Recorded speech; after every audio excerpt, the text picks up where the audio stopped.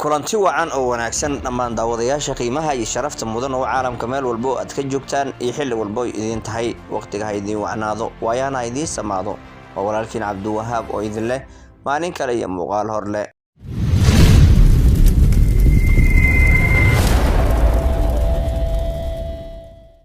aad baad ugu maasantiin sida qiimaha badan ee aad inoo garab taagantiin had iyo jeer ama channelka ugu xirantiin xusuusin weeyaan ee xog maaha ee haddii aad ku cusub tahay channelka oo ay tahay maalintii kugu horeysay aad nala kulanto ama aad soo booqato channelka subscribe garee kambareelkana furo muuqaalkana la gareeya haddii aad ka heshaan siina share garee asxaab badan la wadaaga inta dib inooga soo biirtayna aad bay u mahadsan tahay inta soo socotana waxaanu leenahay soo dhawaada inta runtii fadhiyo weynta sariicaad ah ama dadka qiimaha iyo sharafta xageena ka taagan ah ee had iyo jeer channelka garab taaganna waxaan idin leeyahay boqortooyaad tihiin farxad iyo reyn iyo barwaaqo ku noolaada maanta waxaan runtii aan wadaagi doonaa ama aan idin hayaa qamar suugaani in badan ayaa idinkugu dambeysay laakiin maanta waxaan idinkugu wadaa arin runtii markaasi hore u doonay in ay degdegto haddana dib uga dhacday oo Ramadan ka soo dhaxgalay ayaan rabaa waxa ay nala tahay in aan runtii wadaagno muuqaal ayay duubi rabeen isaga iyo Raxmo Xasan runtii intiina badan inaan xasuusan ayaa laga yaabaa Raxmo waa gabadhii musalsalka ama fiidiyoyada qosolka ah la jeli jirtay Umar iyo wiilkii kale ee reer Djibouti ahayd markii dambana fanka ku soo biirtay ee fanaanada ahayd waxay ku dhex sugan tahay oo ay tagtay magaalada Hargeysa oo ay waqti badan ku qaadanaysay waxa ayna timid Shabcaan bilowgiisii hore iyadoo runtii intaasi tamashlayn iyo dalxiis wanaagsan ku qaadanaysay ayaa haddana waxa dhacday in ay hees wada qaadeen ama ay hees wada diyaariyeen iyada iyo Qamar Suugaani runtii heestaasi Ramadan weeyaan ma wadaagi kareeno mana jecleen aan wadaagno sababtoo ah ma ahan bishii loogu talagalay in aan galno hawshaasi laakiin waxaan doonayaa oo kaliya dhacdooyinka markaasi dhacay wixii ugu dambeeyay inaan idin la wadaago oo update aad haatiin aan idinka dabageeyo waxa dhacday muuqaal ayaa la duubay muuqaalka heesta runtii waa uu soo daahay waqtigiisana aad buu u soo raagay laakiin waxa ay u dhacday heestaasi Shabcaan kadib runtii waa hees ay luqadaha qaar ay ku jiraan waxa ku jirto luqadda Carabiga waxa ku jirto luqadda Englishka waxa kale oo ku jiro luqadda Faransiiska oo ay tahay qofka Raxmo meesha ay ka soo jeedo waxa kale oo aad jeclahay markii ay muuqaalkaasi soo dhamaaday anu maan ogeynba markii hore iyadoo waalidnimo u ciiseynayso iyo waqtiga sida ay ku qaateen iyo waxa ay soo wadaan intaba iyaga ayaa afkooda aan ka dhowri doona ee baldaawasho wacan أنتي غمر إيه ورا نفسي الحمد لله في الله كيسك مرة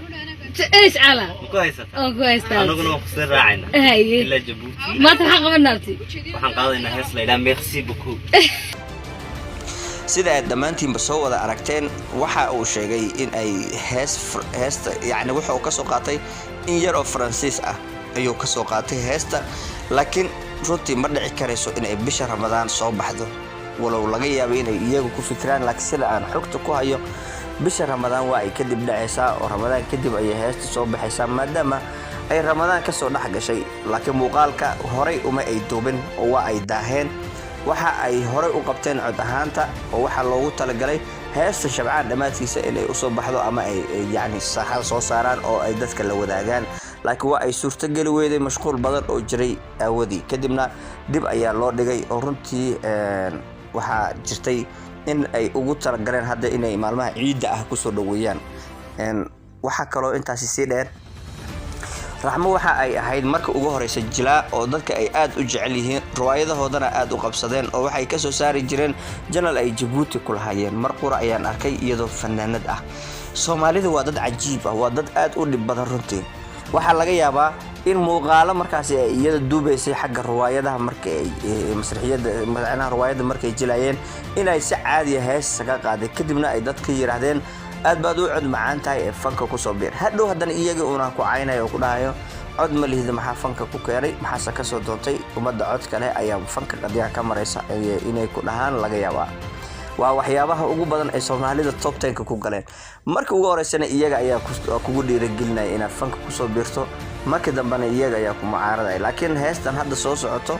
runtii waa ay ka duwan tahay runtii in la sheegayaa fiican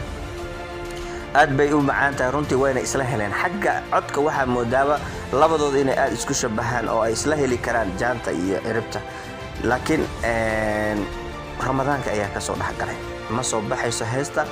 waxaa laga yaabaa in bacdal ramadaan ay u dhacdo oo ay maalinta ciidda imaamaha ka dambeeyaan ay soo baxaan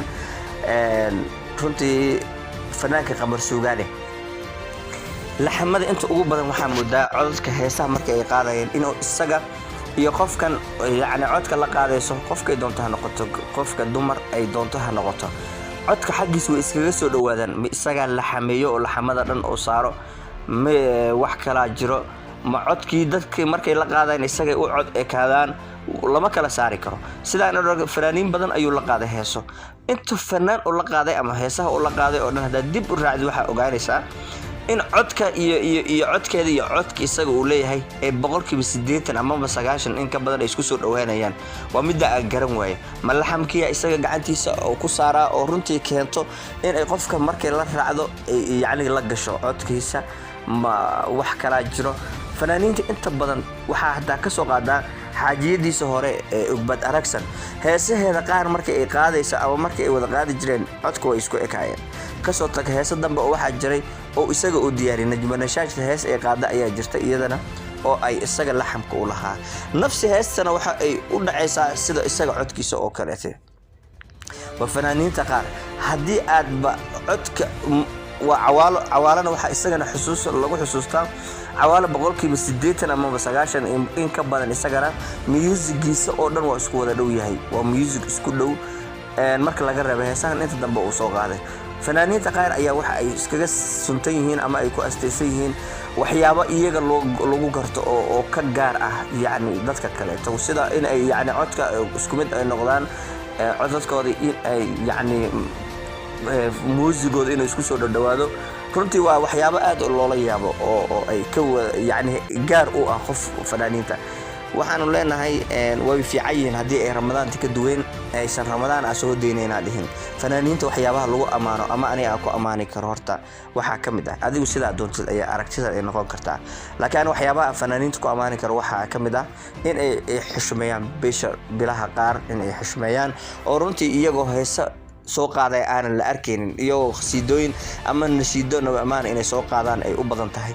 Qamar Suugaane xitaa waa jirtay nashiido oo soo qaaday fanaaniin badan ayaa jireen oo nashiido soo qaaday markaasi ama qasaa'id soo qaaday oo nabi amaan ah